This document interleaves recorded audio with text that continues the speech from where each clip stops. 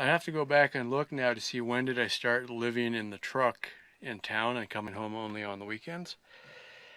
But there was a while there when I did come home, I still slept in the truck because it was just easier. I do know that December 7th, the date that lives in infamy, was the day it snowed in El Paso, and I was sleeping there then. So it's probably been at least 6 months since I slept in the bus. Since that time, since the front tire is flat, it slopes nose down just a little bit, which I don't really notice until I lay down. So I'm going to put the pillow on this end for now.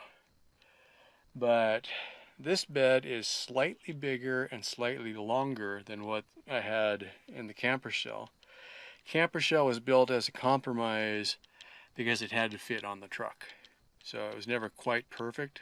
It was just good enough. And I probably should have made it 6 inches longer and just had it hang over the back a little bit. So what that leaves me now, so the mattress is in here, already happy. I never sleep in anymore anyway, so this is not a big deal. So now what I got, I built this shelf, you can see the hinges there, so that I could fold this side up. And I've already got, earlier I put 5 totes out here. So I should be able to get easily, what's there, 3, 6, 9, 11 there? Oh yeah, these will easily fit in here. So yay for that. So, and then I can kind of start mucking around, putting, this used to be on the bed in the bus. I think what I'm going to do as soon as I can, the stove is going to be on top of the dryer. So tomorrow I'm just going to plan on some serious organizing in here. And it'll get better. It's just been one of those things where nothing was really workable. It was getting to the point that it just, nothing really was very good.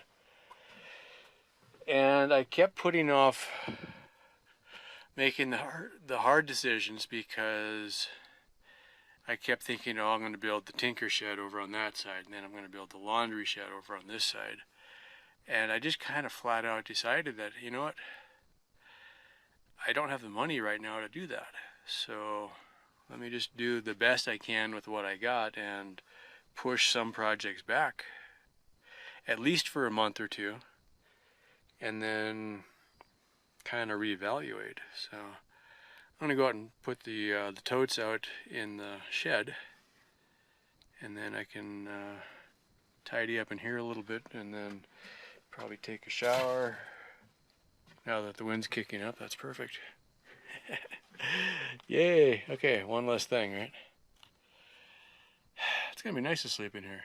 It just always was just a little bit too small out in the camper. In wintertime, it was a good compromise, and I might keep that as an option open.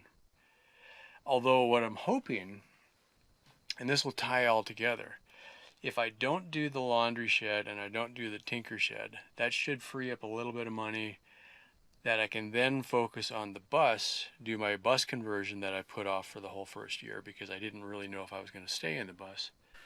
Yeah, it kind of got to the point that I just had to accept the fact this is good enough for now. I mean, if I make little improvements with what I've got, and then just kind of work through it like that. Obviously, without getting rid of anything, I'm just moving piles around. So there's that. And I've made it slightly worse because I brought the washer and dryer inside instead of getting stuff outside. Tonight and tomorrow, my project was totes out of the bus, washer and dryer in the bus, bed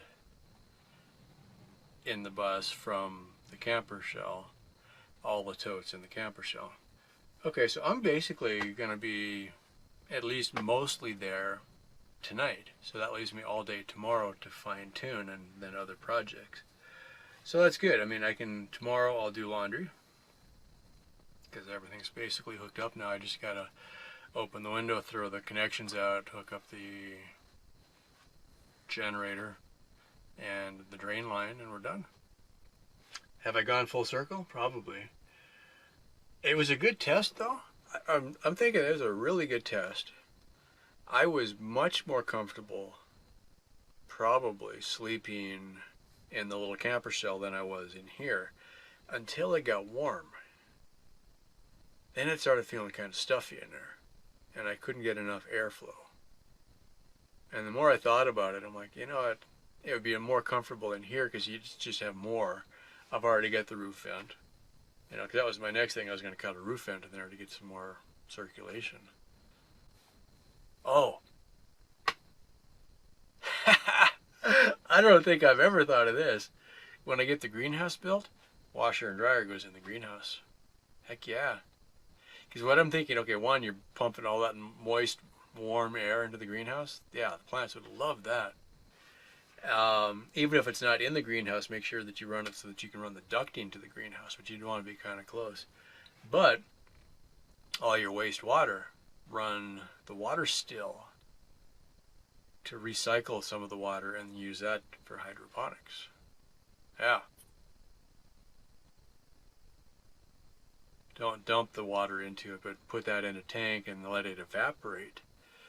Even if it just directly evaporated and the moisture was in the air, that would be worth it.